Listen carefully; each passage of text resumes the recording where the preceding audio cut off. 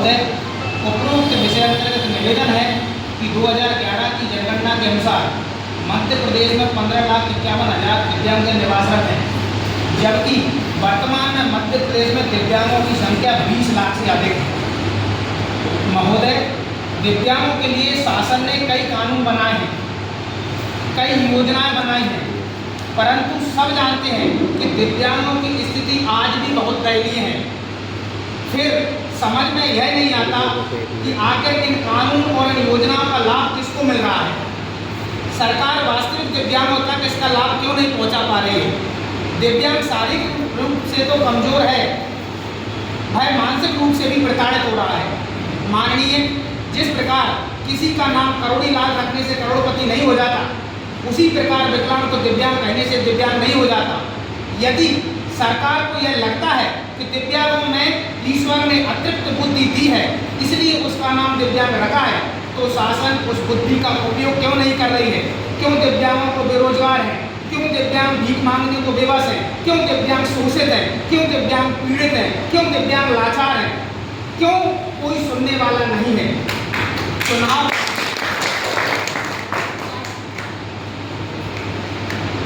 चुनाव के समय दिव्यांगों के लिए कई घोषणाएं की गई, कई वादे किए गए, लेकिन वह अभी तक सरकार ने पूरे नहीं किए।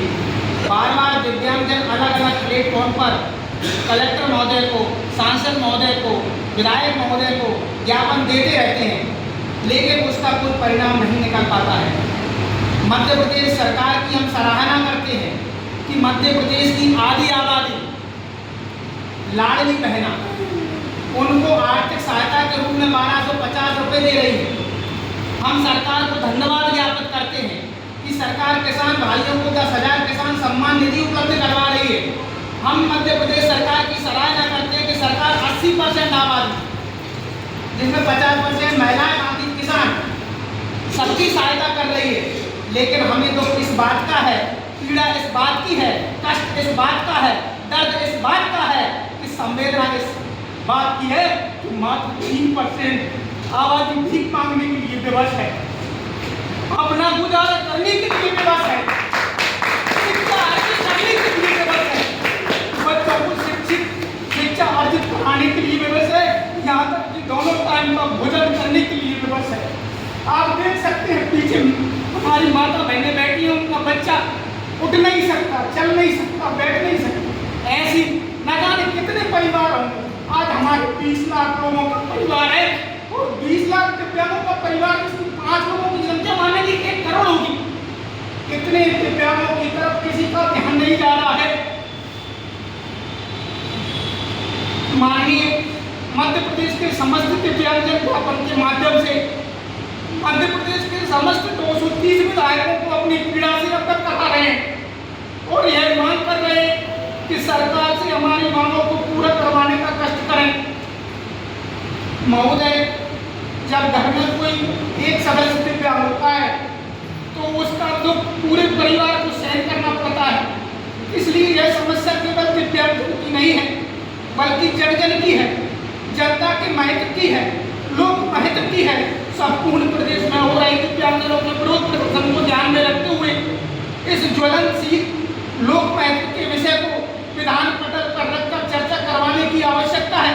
अतः संपूर्ण मध्य प्रदेश के दिव्यांगजन माननीय प्रतिपक्ष आपसे निवेदन करते हैं कि दिव्यांगजनों के हित में विधानसभा में इस लोक महत्व के मुद्दे को ध्यान में रखते हुए विधानसभा में स्थगन प्रस्ताव लाकर दिव्यांगजनों की समस्याओं से सदन को अवगत कराने एवं सरकार का दिव्यांगजनों के प्रति ध्यान आकर्षित करवाने का की कृपा करें। हमें आशा ही नहीं बल्कि पूर्ण विश्वास है कि आप दिव्यांगों की समस्याओं को विधान मंडल का हिस्सा बनाएंगे। माननीय, हमने जो मध्य प्रदेश के दिव्यांगों के लिए हमने जो मांगे मानी है वो ज़्यादा नहीं। दिव्यांगों के लिए मात्र 5,000 पेंशन, वर्तमान में 50% की छूट की जगह बसों में 100% की छूट, बिजली को 100% की छूट, दिव्यांग आयोग का गठन, मध्य प्रदेश में दिव्यांग व्यक्ति की आयोग पर नियुक्ति हो, दिव्यांग व्यक्ति ही आयोग के पद पर बैठे। जो अधिनियम आपने ही बनाया है, बीजेपी सरकार ने बनाया दिव्यांग अधिनियम 2016, मध्य प्रदेश सरकार ने बनाया दिव्यांग नियम 2017, उसका पालन जाए। शासकीय दुकानों की नई नीलामी 6% आरक्षण प्रावधान पहले से है उसका पालन करवाया जाए। स्थानीय स्तर की भी मांगे हमने रखी हैं। हमने कई बार कलेक्टर महोदय को सबको शासन को अवगत कराते हुए हम बहुत परेशान हैं कि बार अवगत कराने के बावजूद भी बसों में दिव्यांगों से पूरा किराया लिया जा रहा है, जबकि 50% छूट प्रावधान सरकार ने कर रखा है। दिव्यांग वाहनों 2 व्हीलर 4 व्हीलर में आरटीओ से मिलने वाली छूट शोरूम पर चस्पा की जाएगी है, नियम है, इसके बाद नहीं हो पा रही है। सभी दिव्यांगजनों सिविल लाइसेंस बनवाए जाए। बहुत से दिव्यांगजन ऑटो चलाकर अपना जीवन यापन करते हैं, उनके ड्राइवर लाइसेंस बनवाए जाए। दिव्यांगजनों को निःशुल्क फास्ट ट्रैक के प्रावधान है वो करवाया जाए। गुना जिले में कस्बों में, नगरों में, शहरों में, गाँवों में जहाँ भी शासन की दुकान है, चाहे वो नगर पालिका की हो, तहसील की हो, पंचायत की हो, मंडी की हो, हल्का ऑफिस की हो, स्टेडियम की हो, सबको दुकानें नीलाम करने में दिव्यांग को आरक्षण का प्रावधान है, उनको उनका हक मिले। दिव्यांगजनों की आवाज की स्वीकृति का 6% का प्रावधान है। तो माननीय कलेक्टर महोदय ऐसे बोलकर आप उस प्रावधान को बनाए, सबको न्याय मिल सके, सबको आवाज मिल सके। जब समस्त विभागों के परिसर ऑफिस के सामने रखी गुमटियों में सामान्य लोगों की परमिशन दी जा रही है तो दिव्यांगों को भी दी जाए। जैसे ऐसी परिसर नगर पालिका है, बस स्टैंड, रेलवे, हाईवे सब में दुकानों गुमटियाँ दी जाती हैं, लेकिन दिव्यांगों छूट जाते हैं। शासन द्वारा प्राप्त इलेक्ट्रॉनिक व्हीकल जिसकी बैटरी 6 महीने से अधिक नहीं चलती है, हम आशा करते हैं कि DDRC में LOT की तरफ हर समय रिपेयर की सुविधा उपलब्ध हो और ये हमारी मांगें पूरी हों। दिव्यांग अधिनियम धारा 2016 की धारा 92 के तहत FIR थाने प्रभारियों को प्रशिक्षण दिया जाए, जबकि ये नियम है कि दिव्यांग अधिनियम के तहत थाने में धारा 92 के तहत FIR होती है। हमारे कई दिव्यांग हैं जो बहुत से पीड़ित हैं, कुछ दिव्यांग हमारे सामने घरेलू हिंसा से पीड़ित हैं।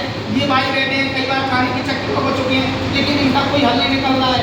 दिव्यांग पुनर्वास केंद्र घर घर जाकर दिव्यांगजनों को चिन्हांकित करे, उसे कोई दिव्यांग शासन की सुविधा से वंचित न रहे। लेकिन दिव्यांग पुनर्वास केंद्र आप जाकर देख लीजिए, कोई 14 बिंदु में एक भी काम नहीं करता, वहाँ तक कि वहाँ पर कोई मिलता भी नहीं है। सामाजिक न्याय विभाग की विभिन्न योजनाओं के लिए जागरूकता शिविर लगाया जाए, इच्छुक दिव्यांगजनों को प्रशिक्षण देकर रोजगार उपलब्ध कराया जाए। विभिन्न इच्छुक कंपनियों को चयनित कर दिव्यांगजनों हेतु विशेष कैंपस भर्ती पर लगाई जाए, जैसे अन्य लोगों को लगाई जाती है। विभिन्न बैंक दिव्यांगजनों को हेतु लोन देने में असमर्थता व्यक्त करती है कि ये कैसे लोन पटाएगा।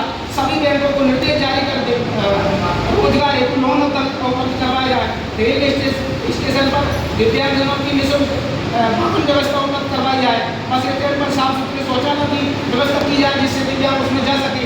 जिन दिव्यांगजनों की भूमि पर भूमाफियाओं ने कब्जा कर रखा है उस कब्जे को छुड़ाया जाए। माननीय ये हमारी बहुत सारी समस्याएं हैं जिनको आप विधानमंडल पर रख के हम सभी को